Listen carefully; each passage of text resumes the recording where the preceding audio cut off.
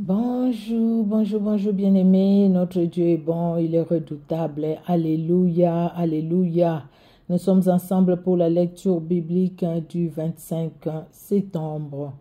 Que Dieu soit glorifié, que Dieu soit honoré, parce qu'il est Dieu et il est redoutable. Amen, amen, amen. Nous allons ensemble lire 2 Samuel 21, Ézéchiel 28, Galates, les premiers chapitres, les psaumes 68, de 19 à 35, les proverbes 24, de 3 à 4. Que Dieu vous bénisse, bien-aimés dans le Seigneur. Nous allons prier. Nous te louons, Jésus-Christ.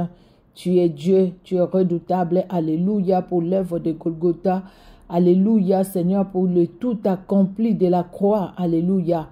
À la croix où tu nous as libérés, pardonnés, tu nous as lavés par ton sang. À la croix où tu as vaincu l'ennemi de notre âme. À la croix où tu nous as donné ta victoire. Nous confessons l'œuvre de Golgotha dans nos vies. Et pendant ces temps de lecture biblique, à toi l'honneur, à toi la gloire, dans le nom puissant de Jésus-Christ. Amen. Amen, amen, amen. Nous allons, bien aimés, prendre nos Bibles, nos smartphones, là où il y a le support de la Bible, et nous allons suivre ensemble. Nous commençons, je l'ai dit tout à l'heure, par 2 Samuel au chapitre 21. Alors, 2 Samuel, chapitre 21, nous allons écouter, nous allons suivre ensemble. 2 Samuel 21. Second livre de Samuel, chapitre 21. Du temps de David, il y eut une famine qui dura 3 ans. David chercha la face de l'Éternel, et l'Éternel dit, « C'est à cause de Saül et de sa maison sanguinaire, c'est parce qu'il a fait périr les Gabaonites. » Le roi appela les Gabaonites pour leur parler. Les Gabaonites n'étaient point d'entre les enfants d'Israël, mais c'était un reste des Amoréens.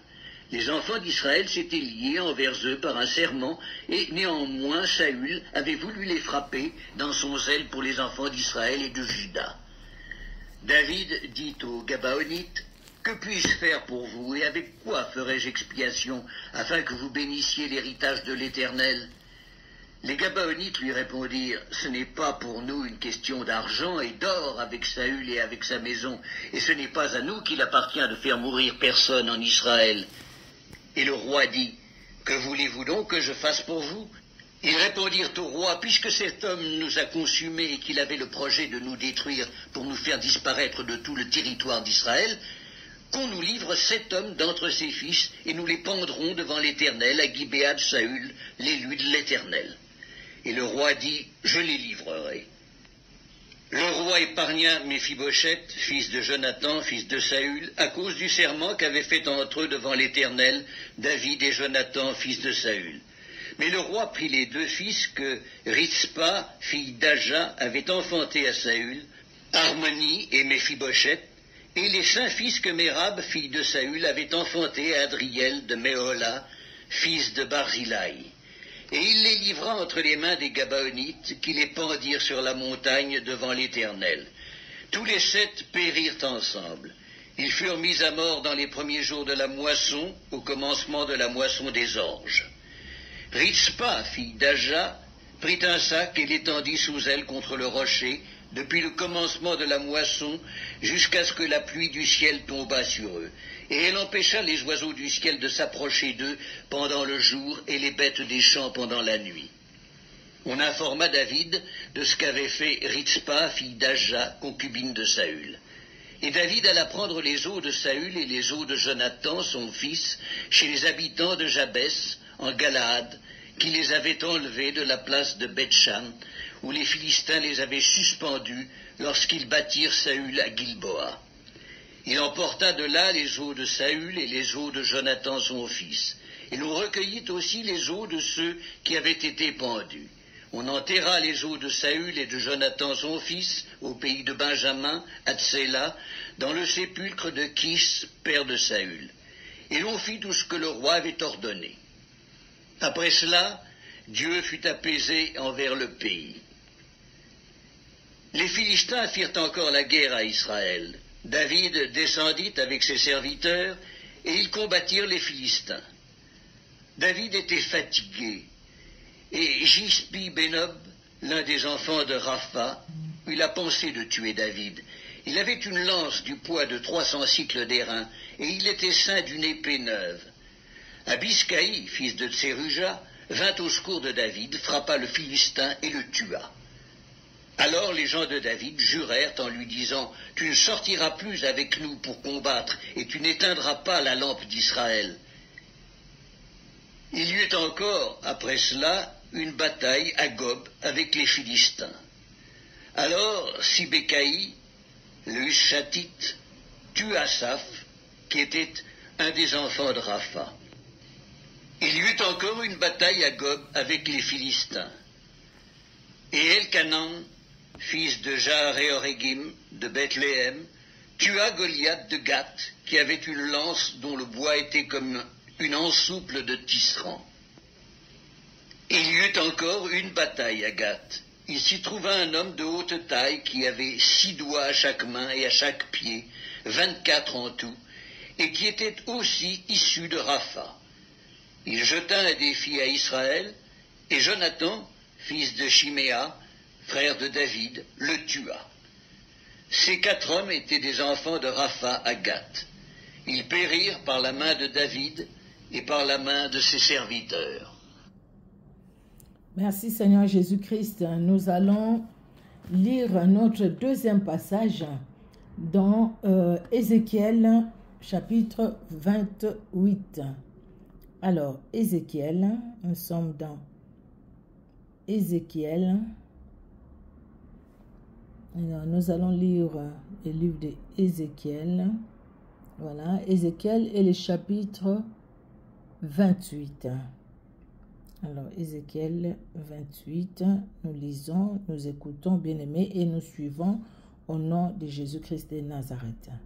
Ézéchiel 28. La parole de l'Éternel me fut adressée, en ces mots. Fils de l'homme, dis au prince de Tyr, ainsi parle le Seigneur, l'Éternel, ton cœur s'est élevé, et tu as dit, je suis Dieu, je suis assis sur le siège de Dieu, au sein des mers. Toi, tu es homme et non Dieu, et tu prends ta volonté pour la volonté de Dieu. Voici, tu es plus sage que Daniel, rien de secret n'est caché pour toi. Par ta sagesse et par ton intelligence tu t'es acquis des richesses, tu as amassé de l'or et de l'argent dans tes trésors. Par ta grande sagesse et par ton commerce tu as accru tes richesses, et par tes richesses ton cœur s'est élevé. C'est pourquoi ainsi parle le Seigneur, l'Éternel, parce que tu prends ta volonté pour la volonté de Dieu. Voici, je ferai venir contre toi des étrangers, les plus violents d'entre les peuples, ils tireront l'épée contre ton éclatante sagesse, et ils souilleront ta beauté,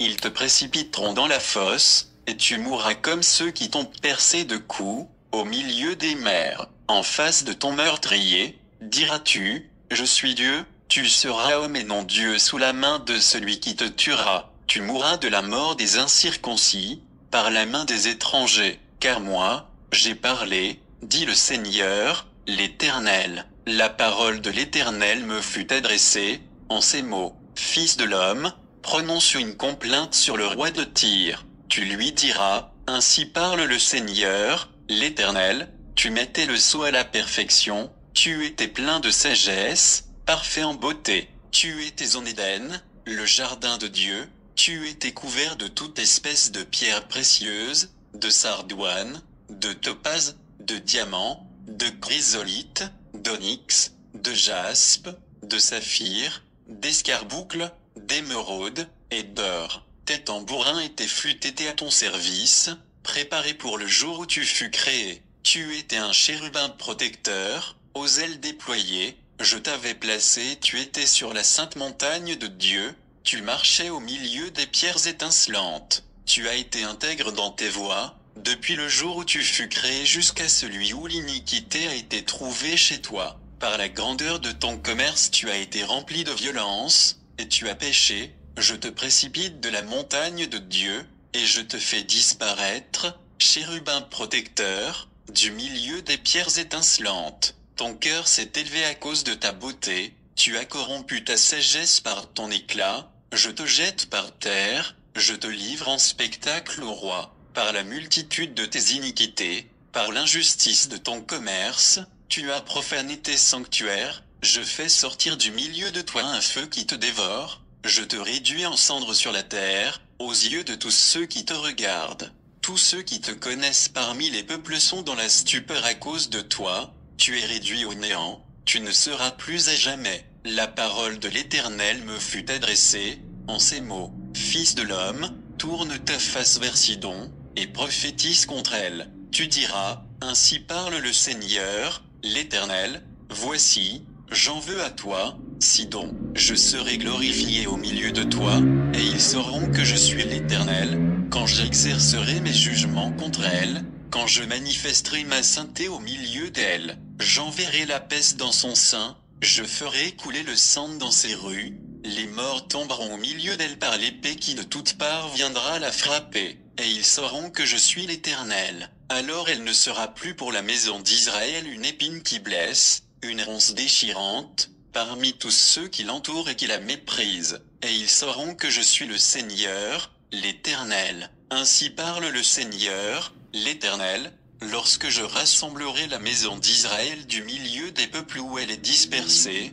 je manifesterai en elle ma sainteté aux yeux des nations, et ils habiteront leur pays que j'ai donné à mon serviteur Jacob. Ils y habiteront en sécurité, et ils bâtiront des maisons et planteront des vignes, ils y habiteront en sécurité, quand j'exercerai mes jugements contre tous ceux qui les entourent et qui les méprisent, et ils sauront que je suis l'Éternel, leur Dieu. Ézéchiel 28. Alléluia, notre Dieu est bon, il est vraiment redoutable. Gloire à toi Seigneur. Alléluia. Et ils y habiteront en sécurité, et ils bâtiront des maisons et planteront des vignes, et y habiteront en sécurité, quand j'exercerai mes jugements contre tous ceux qui les entourent et qui les méprisent, et ils sauront que je suis l'Éternel. Alléluia. Méprisés aujourd'hui par les gens qui vous entourent, bien-aimés, comptons sur le Seigneur, parce que notre vengeur, je l'ai dit, je le redis encore, notre vengeur est vivant. Il s'élèvera. Jacob a dit, je sais que, Job, c'est pas Jacob, c'est Job. Job a dit, je sais que mon Rédempteur est vivant et il interviendra le dernier. Le dernier, il s'élève. Oui, il s'élèvera. Nous allons dire, c'est le dernier, mais au fait, il s'élève au moment opportun. Un moment opportun et il agit en notre faveur. Alléluia. Que Dieu soit honoré, que notre Dieu soit glorifié parce qu'il est Dieu. Alléluia. En lui, il n'y a aucun nombre de variations. Que le Seigneur soit glorifié dans son amour. Nous avons fini le livre de 2 Corinthiens et là, nous commençons le livre des Galates. Nous sommes dans le Nouveau Testament. Galates et le premier chapitre. Ce n'est pas long du tout. Nous allons écouter attentivement et nous suivons aussi dans nos Bibles. Amen, amen. Soyez bénis.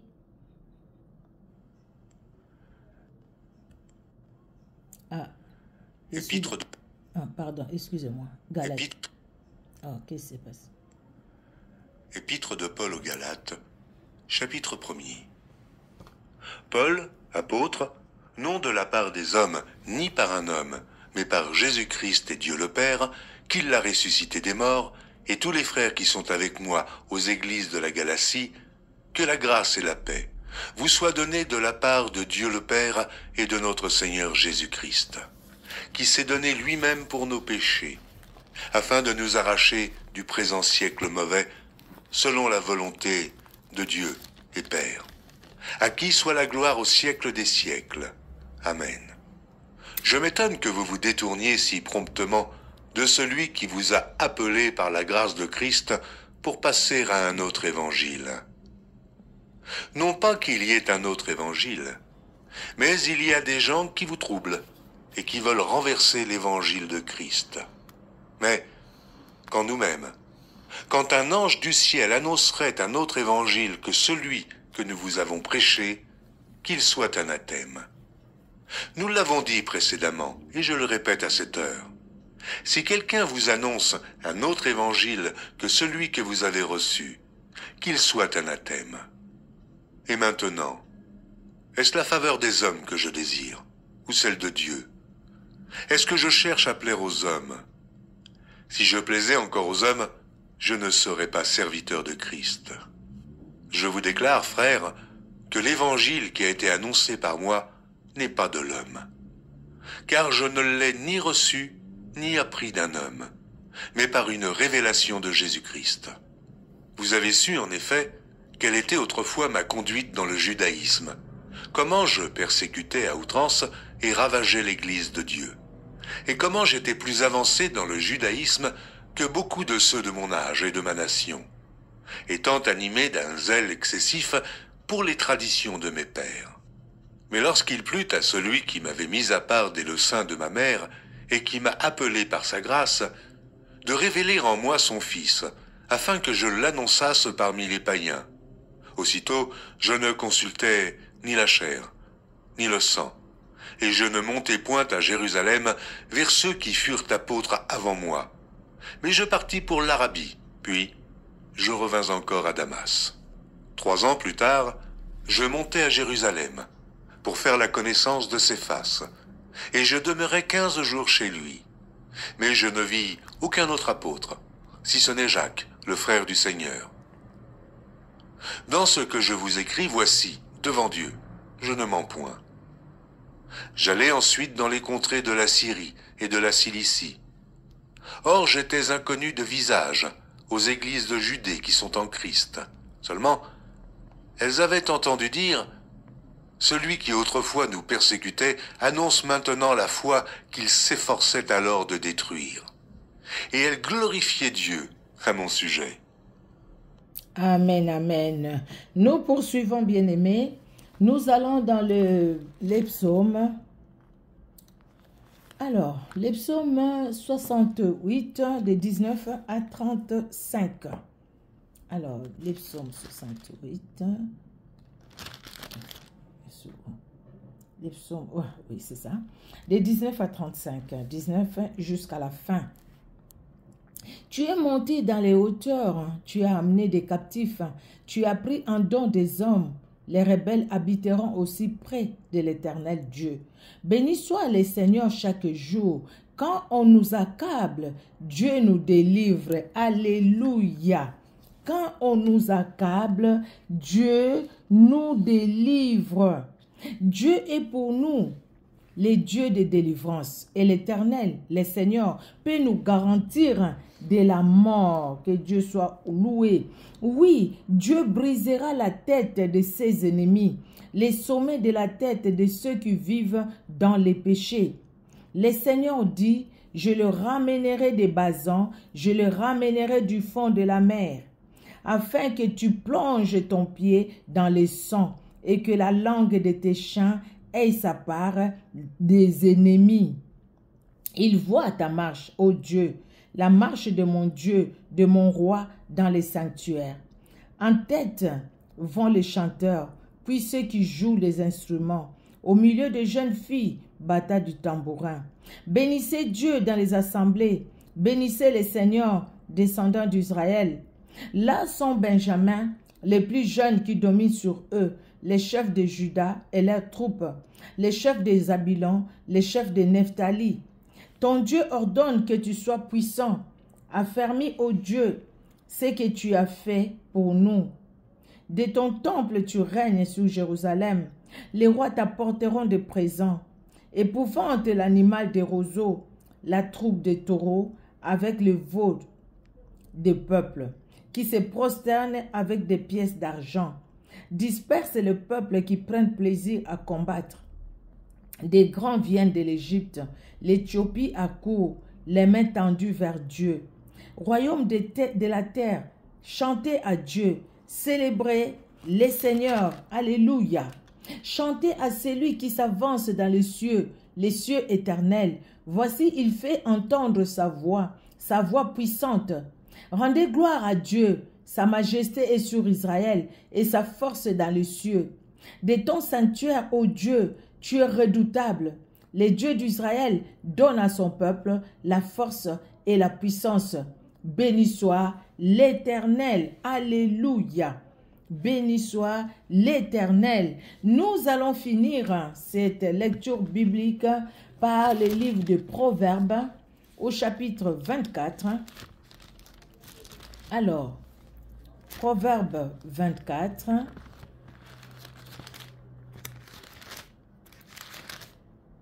Proverbe 24, de 3 à 4. Nous lisons au nom de Jésus-Christ. C'est par la sagesse qu'une maison s'élève, et par l'intelligence qu'elle s'affermit. C'est par la science que les chambres se remplissent de tous les biens précieux et agréables. Alléluia.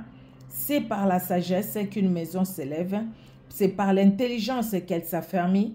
C'est par la science que les chambres se remplissent de tous les biens précieux et agréables. Que Dieu, dans son amour, bénisse sa parole dans nos cœurs. Et soyez richement bénis, vous qui nous suivez sur Facebook et vous qui nous suivez sur YouTube. Soyez bénis. Merci Seigneur Jésus-Christ pour ta parole dans nos cœurs. Ta parole qui nous fait du bien, ta parole qui nous relève et ta parole qui nous libère. Quel honneur monte à toi. Merci d'étendre ta main puissante et de bénir, Seigneur, ces frères, ces sœurs qui nous suivent sur Facebook et sur YouTube et bénis chacune de nos familles au nom de Jésus-Christ. Amen. Amen, amen, amen. Que Dieu vous bénisse. Soyez richement bénis. On se donne rendez-vous pour la prochaine lecture biblique. Soyez bénis. Au revoir.